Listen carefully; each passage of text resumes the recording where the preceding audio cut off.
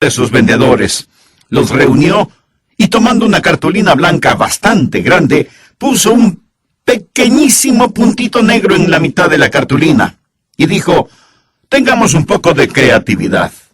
Y a uno de sus vendedores le preguntó: ¿qué es lo que ves aquí? El hombre respondió: pues veo un puntito negro. Le preguntó al siguiente lo mismo y recibió la misma respuesta, y así sucedió con todos los vendedores.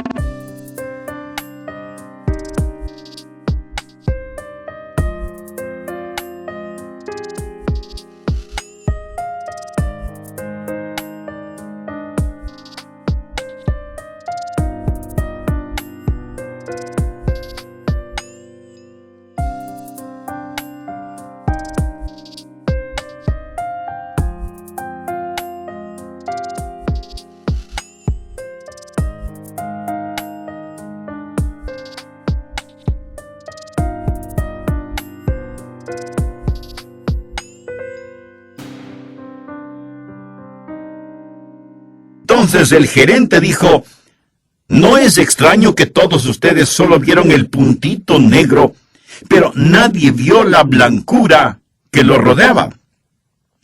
Creo que muchos de nosotros vemos solo el punto negro de la autopreocupación, cuando Jesús dice: alzad vuestros ojos y mirad los campos, porque ya están blancos para la siega.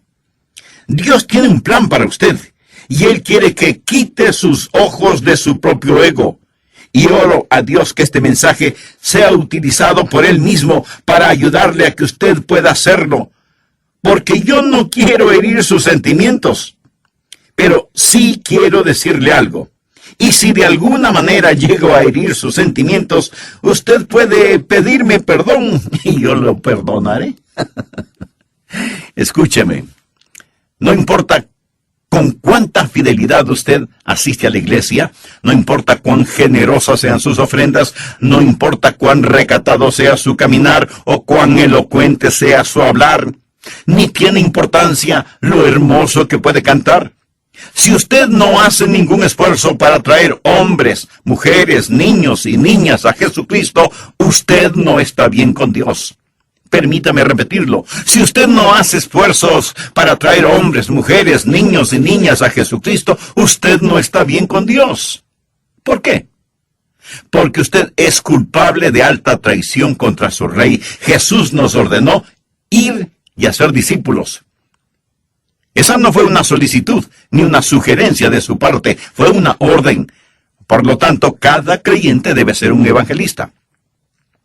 Mi amigo, Dios no lo salvó para que fuera miembro de Creyentes Anónimos. Usted debe traer a otros. Por lo menos hacer el esfuerzo para traer a otros a Jesucristo. De aquí a 50 años, la mayoría de nosotros habremos dejado de existir. De aquí a 25 años, muchos de nosotros ya no estaremos presentes. De aquí a 10 años, un gran número de nosotros habremos pasado a la eternidad. De hecho, el próximo año, no todos estaremos vivos. O el próximo mes. Estaremos delante del Señor, reportándonos delante de Él. Yo estuve junto a la cama de un hombre moribundo. Buen hombre. Amaba a Dios. Y lo fui a ver porque se estaba muriendo. Yo sabía eso y él también lo sabía. Estando junto a él, me miró y me dijo: Pastor, no tengo temor de morir. Yo entregué mi corazón a Jesús. He nacido 2 veces. Soy salvo y sé que voy al cielo. Pero entonces este buen hombre empezó a llorar y entre lágrimas me dijo: Pastor, no tengo miedo a morir, pero estoy avergonzado de morir. Sé que me voy a encontrar con mi Señor y no he sido un ganador de almas. He trabajado, he sido un respetado miembro de mi iglesia, he servido en nuestra denominación y supuestamente he sido un líder para los demás, pero no he sido un ganador de almas y voy al encuentro con mi Señor. Piense, pastor, ¿voy a ir con las manos vacías?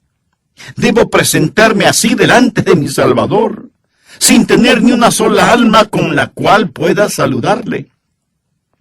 Mi amigo, esa no es la forma en que usted debe encontrarse con Jesús. Usted quiere hacerlo con regocijo, trayendo sus gavillas con usted y poner esos dorados granos a los pies del Maestro. La historia que tenemos hoy en la palabra de Dios, en el libro de los Hechos, capítulo 8, es la historia de un hombre llamado Felipe.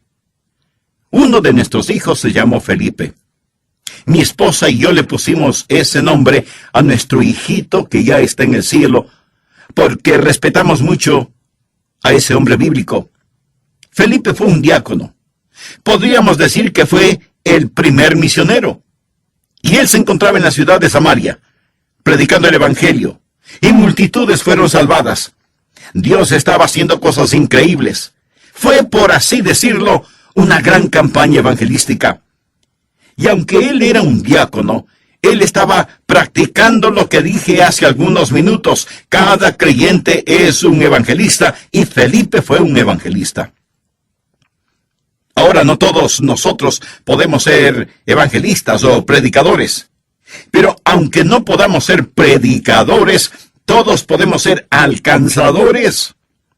Felipe fue un predicador y un diácono, y fue usado poderosamente por Dios en una cruzada. Y el Espíritu de Dios vino a él. La Biblia dice que un ángel vino a él. La palabra ángel significa mensajero. Yo no sé cómo Dios le hizo llegar el mensaje, si literalmente fue un ángel o no, o si el Espíritu de Dios le habló por intermedio de algún individuo quien le dijo: mira, Felipe, sé que estamos teniendo un gran avivamiento aquí en Samaria, pero quiero que te vayas a Gaza, al desierto. Ya descubrirás por qué. Bien, leamos Hechos capítulo 8, versículo 26. Un ángel del Señor habló a Felipe diciendo: levántate y ve hacia el sur, por el camino que desciende de Jerusalén a Gaza, el cual es desierto. En otras palabras, Felipe debía abandonar la zona montañosa, dejar la campaña de avivamiento y dirigirse hacia el desierto. Continuemos leyendo. Entonces, él se levantó y fue.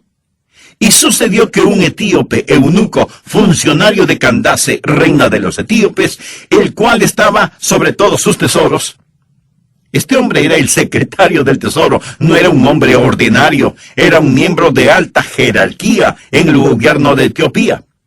Había venido a Jerusalén a adorar, y volvía sentado en su carro y leyendo al profeta Isaías. Y el Espíritu dijo a Felipe: acércate y júntate a ese carro. Acudiendo a Felipe, le oyó que leía al profeta Isaías, y dijo: ¿pero entiendes lo que lees? Él dijo: ¿y cómo podré si alguno no me enseñare? Y rogó a Felipe que subiese y se sentara con él. El pasaje de la Escritura que leía era este: como oveja a la muerte fue llevado, y como cordero mudo delante del que lo trasquila, así no abrió su boca. En su humillación no se le hizo justicia, mas su generación, ¿quién la contará? Porque fue quitado de la tierra su vida. Respondiendo el eunuco, dijo a Felipe: te ruego que me digas, ¿de quién dice el profeta esto? ¿De sí mismo o de algún otro? Ahora notemos el versículo 35, que es el versículo clave. Entonces Felipe, abriendo su boca y comenzando desde esta escritura, le anunció el Evangelio de Jesús. Más tarde veremos que este etíope vino a Cristo, fue salvado, y yo estoy convencido que él fue el instrumento para abrir África del Norte al Evangelio de nuestro Señor y Salvador Jesucristo. Ahora aquí tenemos esta historia que es más que una simple historia. Tenemos el modelo que muestra cómo Dios puede usarle a usted. Escúcheme atentamente, por favor. Dios nunca deja sin usar un vaso limpio, una vida rendida completamente a Él. ¿Desearía usted ser usado por Dios? ¿Le gustaría ser su testigo? ¿Le complacería ser un evangelista? ¿Le agradaría encontrarse con Jesús trayendo sus gavillas con usted? ¿Desearía regocijarse en esta vida y en el mundo por venir? Sé que sus respuestas a estas preguntas son positivas, entonces permítame compartir con usted algunas cosas para que pueda lograrlo. Primero, sea sensitivo a la dirección del Espíritu. Estamos hablando acerca de seguir a Jesucristo. Ahora, si Cristo está guiando, pero usted no está escuchando, entonces usted está en dificultades. Desde el punto de vista humano, lo que el Espíritu Santo le dijo a Felipe que haga realmente no tiene ningún sentido. Felipe se encontraba en un increíble avivamiento en Samaria y Dios le dice que abandone Samaria y se vaya a Gaza. Déjeme decirle algunas cosas. Por lo menos 3 cosas acerca de la dirección del Espíritu a las cuales usted debe ser muy sensitivo. Necesita entender que los caminos de Dios a menudo son inexplicables. Dios no le dijo a Felipe, quiero que vayas al desierto, encontrarás una oportunidad sobre ruedas. Hay un hombre muy importante que quiero que conozcas allá. Dios simplemente le dijo, ve allá. Y esto fue como si Felipe recibiera órdenes selladas. Esto no quiere decir que usted debe ir de aquí para allá en forma indecisa, sino que debe ser lo suficientemente sensitivo si es que el Santo Espíritu de Dios le dice que vaya. ¿Irá usted? Verá, la obediencia perfecta no necesita el saber por qué.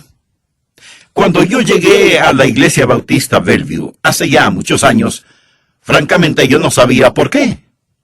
Estaba en la Florida, era pastor en una iglesia en Cabo Kennedy. Dios nos estaba bendiciendo, la iglesia crecía, yo me sentía feliz, ellos me amaban, yo les amaba, y así nos bendecía Dios.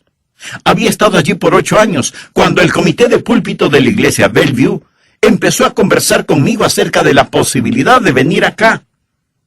Puse el asunto en oración, hice ayunos, busqué la voluntad de Dios. Yo no tenía nada en contra de Memphis. De hecho, no sabía mucho sobre Memphis en Tennessee. Lo único que supe acerca de este lugar fue cuando miré un mapa. Parecía un lugar que Dios puso para tener al mundo unido con tanta tierra disponible. Pero no podía sacar de mi espíritu el hecho de que Dios quería que viniera. Ahora, mirando hacia atrás, puedo entender con más claridad por qué Dios quería que viniera, de lo que podría entender mirando sobre el horizonte. Nosotros no vemos la voluntad de Dios mirando sobre el horizonte, vemos la voluntad de Dios al mirar hacia atrás sobre nuestro hombro y decir, hasta aquí Dios nos ha guiado. Creo que todos nosotros podemos decir eso. Los caminos de Dios a menudo son inexplicables, y también los caminos de Dios a menudo son inesperados. Felipe no tenía ni la menor idea ni la forma de saber qué es lo que Dios tenía para él en el desierto. Él no sabía lo que Dios quería que él hiciera para guiar a este hombre, increíblemente importante, hacia el Señor Jesucristo. Escuche. ¿Quién sabe qué tremendas oportunidades Dios puede tener para usted en el futuro? ¿Quién sabe cuál será la próxima persona que usted guiará hacia Jesucristo? La siguiente ilustración la he usado varias veces. El 1 de abril de 1885, un profesor de escuela dominical llamado el señor Kimball puso su temblorosa mano sobre el hombro de un joven de 19 años, empleado en un almacén de calzado. Este jovencito había quedado huérfano cuando tenía 4 años. No tenía mucha educación.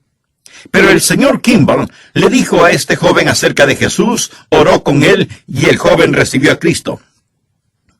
El nombre del joven, Dwight L. Moody. El Instituto Bíblico Moody y la revista cristiana Moody llevan ese nombre en su honor. Y cuando Moody vino a Cristo y fue gloriosamente salvado, él de inmediato quiso compartir a Jesús con otros.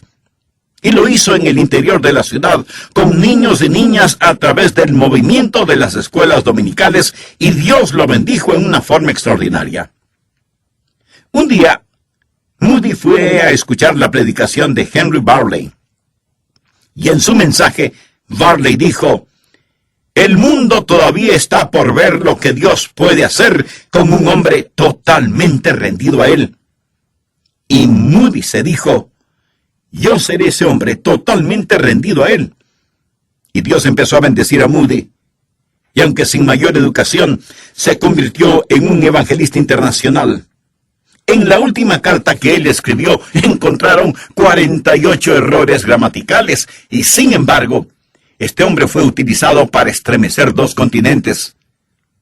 En el viejo mundo predicó en la iglesia de F.D. Mayer. Y Mayer era un pastor británico muy educado. Y cuando Moody predicó en su iglesia, él no utilizó un inglés perfecto. Y contó historias que hacían llorar. Por ejemplo, contó la historia de un hombre que sabía que iba a morir y guió a cada miembro de su escuela dominical a Cristo antes de morir. En la iglesia todos lloraban. Y Mayer se sentía muy molesto y pensó, caramba, ¿cuándo va a terminar este tosco americano? ¿Cómo es que le permití usar mi púlpito?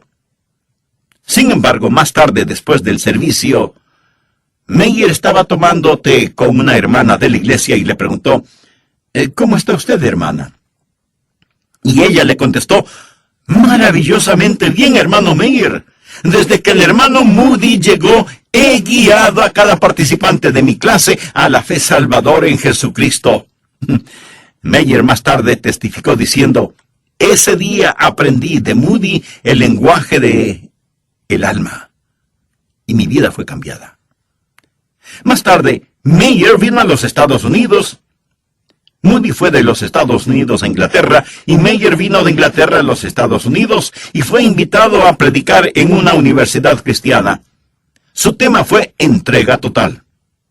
Hubo un hombre llamado Wilbur Chapman que estaba listo a abandonar sus estudios a pesar de que quería ser un misionero, pero no estaba listo para pagar el precio. Mayer, sin conocer a Chapman, dijo lo siguiente: si usted no es capaz de hacer lo que Dios quiere que haga, Dios empezará con usted donde quiera que esté. Quisiera usted decirle a Dios, en un momento de honestidad, Dios, no soy capaz, pero estoy dispuesto a que me hagas capaz. Y Chapman dijo, Señor, ese soy yo. No estoy dispuesto, pero estoy listo para que me hagas dispuesto. Y Dios así lo hizo. Chapman fue un gran evangelista que fue usado poderosamente por Dios. Y cuando él se preparaba para jubilarse del ministerio porque necesitaba ayuda o porque envejecía, encontró a un hombre joven recién salvado, exjugador profesional de béisbol, llamado A. Sunday, conocido como Billy Sunday. Chapman le preguntó, Billy, ¿podrías ayudarme en mi ministerio? Y Billy Sunday empezó a ayudar a Wilbur Chapman, levantando la carpa para las reuniones, poniendo las sillas, distribuyendo los himnarios y de vez en cuando predicando. Cuando Chapman finalmente llegó al final de su ministerio, le dijo a Sunday, Billy, quiero que te hagas cargo de este ministerio y lo continúes. Billy Sunday se hizo cargo del ministerio y utilizó los bosquejos de los sermones de Wilbur Chapman para predicar y comenzó a tener reuniones de avivamiento increíbles. Billy Sunday fue el evangelista comparable a Billy Graham de nuestros tiempos. Fue conocido nacional e internacionalmente y miles vinieron a Cristo. Se dice que más de 1 millón de personas fueron guiadas a Cristo por Billy Sunday. Suena como una exageración esa cifra. Bueno, digamos que 500,000. En realidad la cifra no importa. Lo que sí importa es que Billy Sunday fue usado poderosamente por Dios. Billy Sunday fue a Charlotte, en Carolina del Norte, y tuvo una cruzada de avivamiento que sacudió esa ciudad. Como consecuencia de esa cruzada de avivamiento, comenzaron a efectuarse reuniones de oración, y los hombres de Charlotte empezaron a reunirse semanalmente para orar por el mundo, y oraron semana tras semana tras semana, y sus oraciones se fueron haciendo realidad, y oraron de esta manera. Oh Dios, envía otro avivamiento a Charlotte, que no solo sacuda nuestra ciudad, sino al mundo entero. En 1934, un evangelista, Mordecai Ham, llegó a Charlotte y mantuvo reuniones de avivamiento. Las multitudes eran enormes. Un joven granjero de 16 años, delgaducho, había venido para, como él mismo lo confesó más tarde, para mirar a las chicas y ver quiénes estaban ahí. Dios estaba ahí. Y este jovencito que estaba sentado al frente pensó, hace demasiado calor aquí al frente y el predicador me ve muy fácilmente. Me voy a sentar con los del coro. Así el predicador no podrá verme, porque estaré detrás de él.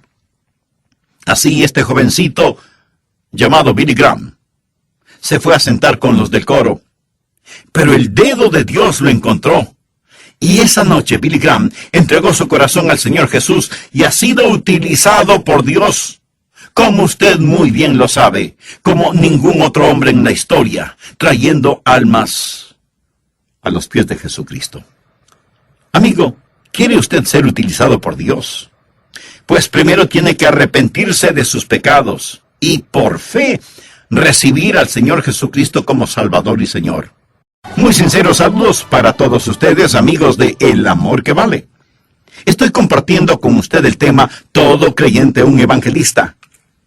¿Sabe usted del enorme potencial espiritual de una persona que usted trae a Jesucristo? En la historia de Felipe y el etíope eunuco, ese hombre, el etíope, estoy seguro que fue usado por Dios para abrir África del Norte para el Evangelio. ¿Qué nos dice esa historia a nosotros? Nos dice que necesitamos ser sensitivos a la dirección del Espíritu Santo, que debemos dejar que el Espíritu Santo de Dios nos guíe. Ahora déjeme decirle cómo trabaja el Espíritu Santo, cómo el Espíritu Santo opera. Primero, el Espíritu de Dios encuentra un hombre o una mujer cuyo corazón está abierto al Evangelio de Jesucristo. ¿Estuvo ese hombre listo?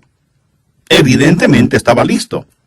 La Biblia dice que el etíope había estado en Jerusalén para adorar. Estaba buscando a Dios.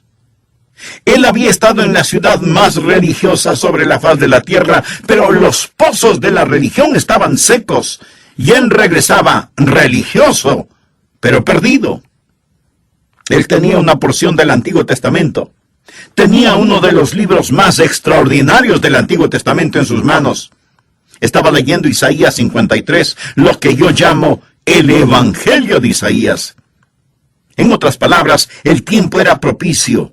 No solo leía Isaías 53, sino que llegó al núcleo de ese capítulo que habla de la crucifixión del Señor Jesucristo, llevado como un cordero al matadero, y como un cordero no abrió su boca. En ese preciso momento, Felipe lo encontró. Piensa que esto fue accidental.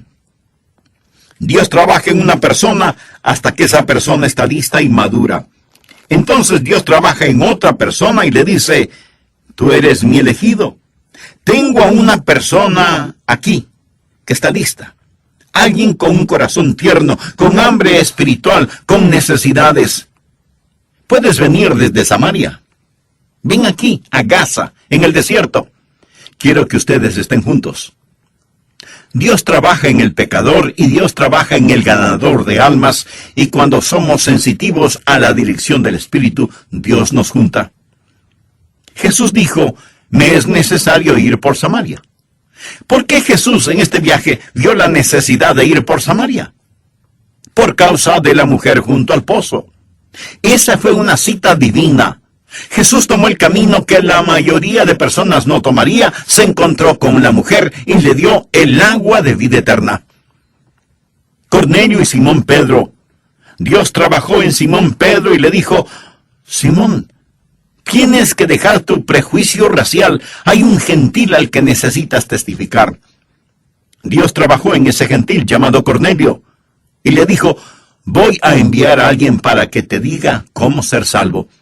Y entonces, por alquimia divina, Dios los juntó. Ahora, ¿qué significa eso?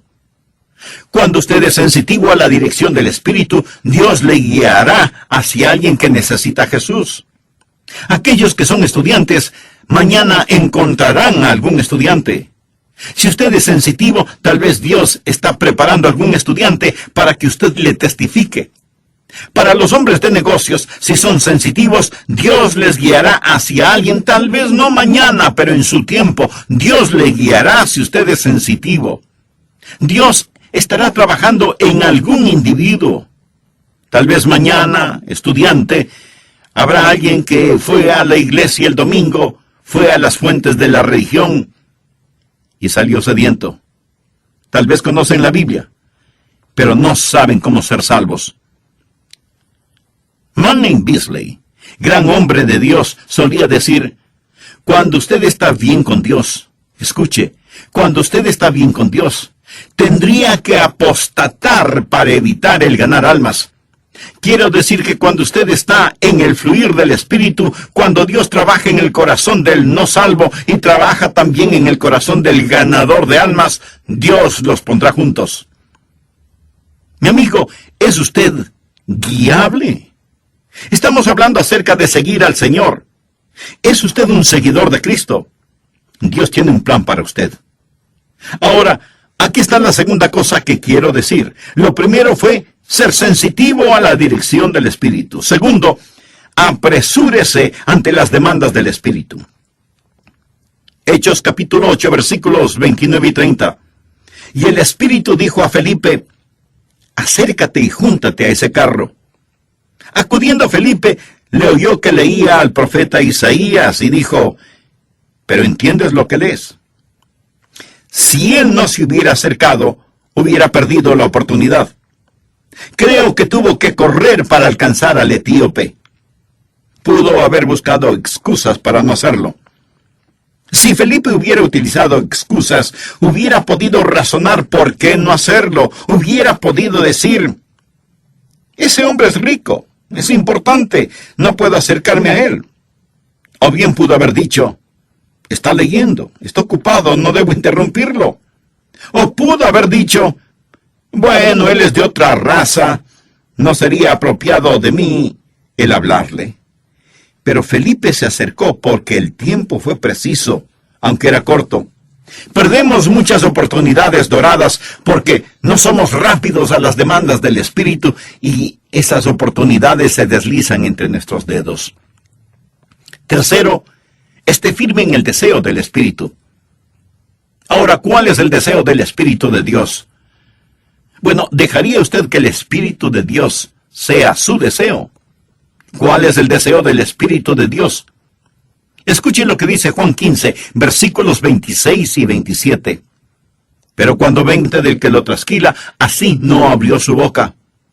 En su humillación no se le hizo justicia, mas su generación, ¿quién la contará? Porque fue quitada de la tierra su vida. Respondiéndole eunuco dijo a Felipe, te ruego que me digas, ¿de quién dice el profeta esto? ¿De sí mismo o de algún otro? El versículo clave es el 35. Entonces Felipe, abriendo su boca y comenzando desde esta escritura, le anunció el Evangelio de Jesús. ¿Cuál es el deseo del Espíritu? ¿Cuál es el trabajo del Espíritu? El que compartamos a Jesús. ¿De qué le habló Felipe al eunuco? No le dijo nada de su denominación, no le habló sobre asuntos raciales, no le habló de la política en Etiopía o en Jerusalén, le habló acerca de Jesús. Ese es el mensaje que necesitamos hoy, hablar de Jesucristo. Hay muchas personas que están haciendo cosas maravillosas, pero dejan a Jesús afuera. ¿Cuál es el deseo del Espíritu Santo? El que compartamos al Señor Jesús. ¿Cómo podemos tener la dirección del Espíritu y no tener el deseo del Espíritu? Y su deseo es que compartamos a Jesús. Miremos cómo Felipe compartió a Jesús con el eunuco. Le dijo algunas cosas básicas. Le dijo que él, el eunuco, era un pecador. El hombre estaba leyendo Isaías 53 y el versículo 6 dice, todos nosotros nos descarriamos como ovejas, cada cual se apartó por su camino, mas Jehová cargó en él el pecado de todos nosotros. Necesitamos entender, necesitamos enseñar a la gente, así como Felipe le enseñó al eunuco la necesidad que tenía de ser salvo.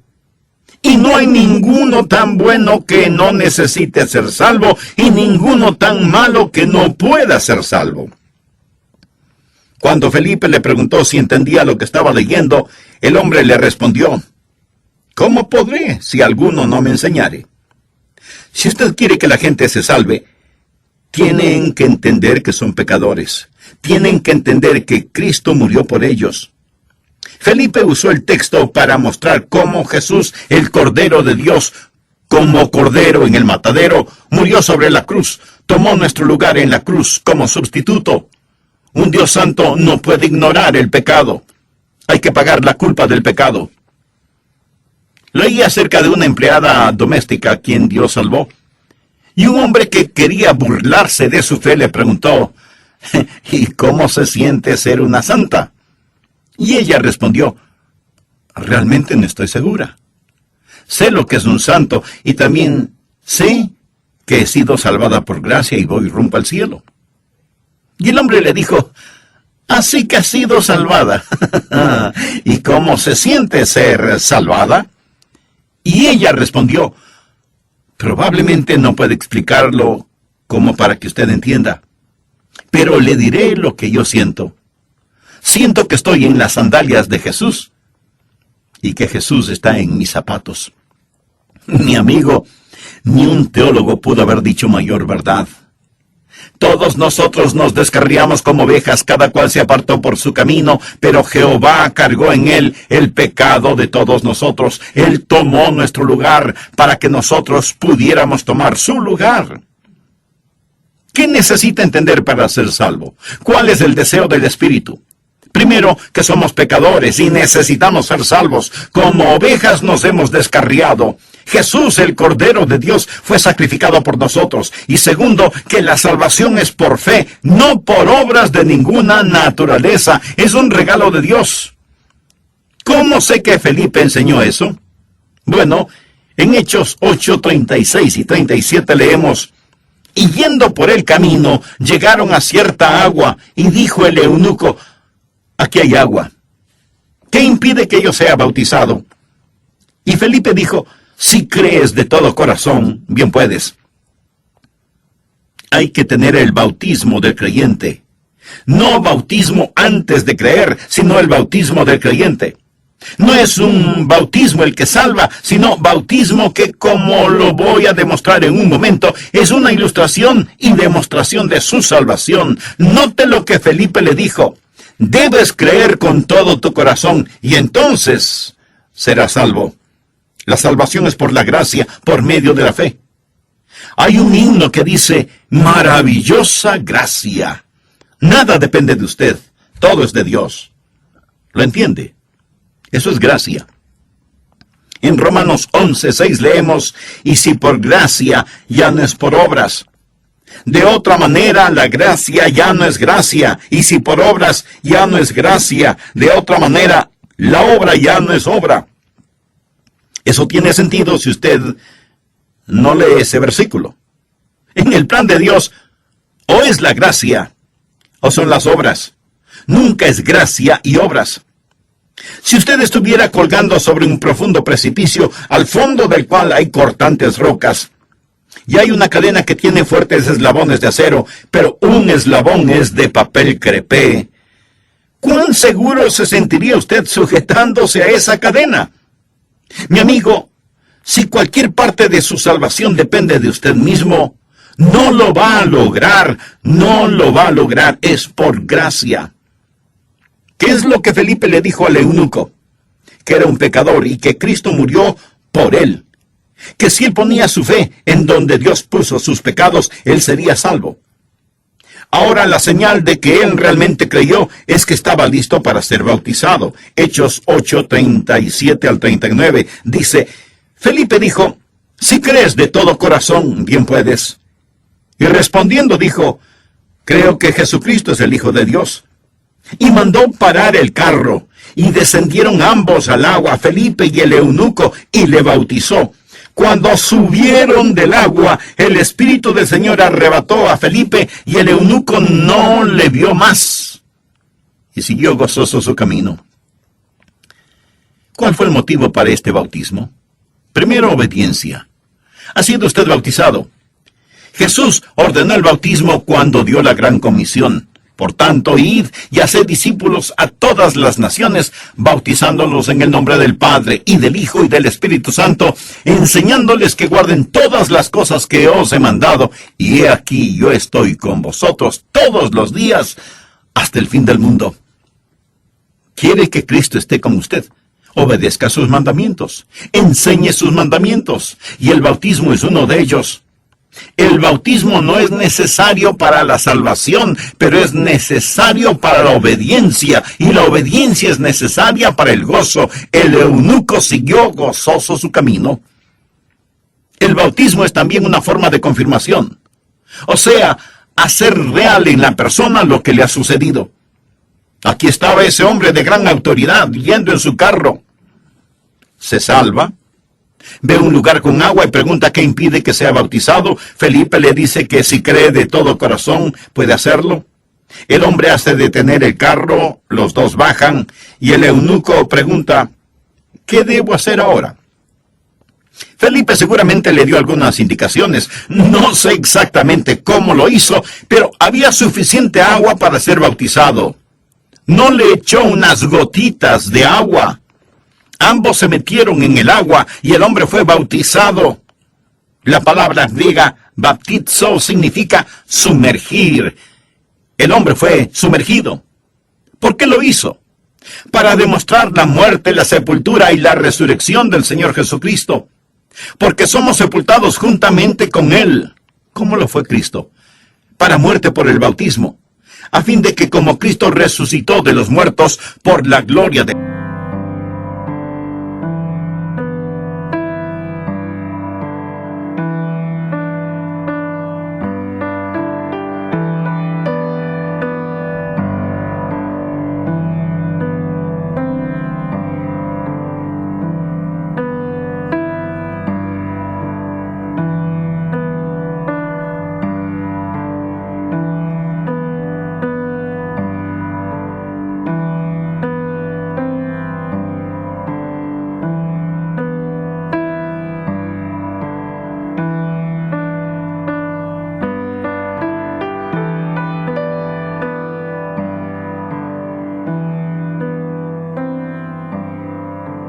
estaba muerto y enterrado, y cuando salió del agua representaba una nueva persona, levantada para caminar y andar en vida nueva.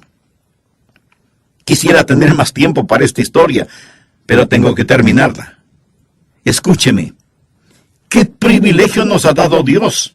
Tenemos un privilegio que ni siquiera los ángeles lo tienen. Eso es, traer almas a Jesucristo. Y tenemos una oportunidad que no la tendremos en el mundo futuro. Traer almas a Jesucristo. Dios le está llamando a usted para que sea un evangelista. Cada creyente es un evangelista. Y usted necesita ser sensitivo a la dirección del Espíritu, y necesita ser rápido a las demandas del Espíritu, y necesita estar firme en el deseo del Espíritu, y en esa forma glorificar a Jesucristo. Ahora, si Dios sacó a Felipe de Samaria y lo llevó al desierto, ¿por qué lo hizo? Lo hizo porque había alguien que necesitaba escuchar el Evangelio. Soy lo suficientemente osado como para decir que usted no me está escuchando por accidente. Dios puso este mensaje en mi corazón porque oré al prepararlo, y Dios lo tiene a usted escuchándolo. ¿Sabe por qué? Porque Dios le ama. Él quiere que usted se salve. Dios está trabajando en su corazón. Amigo, no siente hambre en su corazón. Es el Espíritu Santo de Dios trabajando en usted. Por último, déjeme decirle, y se lo prometo con la autoridad de la palabra de Dios, si usted confía en Jesús, Él le salvará instantáneamente. Él estará con usted continuamente, y Él le protegerá eternamente, si usted confía en Él hoy. Incline su cabeza para orar. Cierre sus ojos. Deseo guiarle en oración. Si usted no tiene la seguridad de ser salvo, asegúrese ahora mismo. Diga esta oración silenciosa, pero fervientemente. Oh Dios, sé que me amas y que quieres salvarme.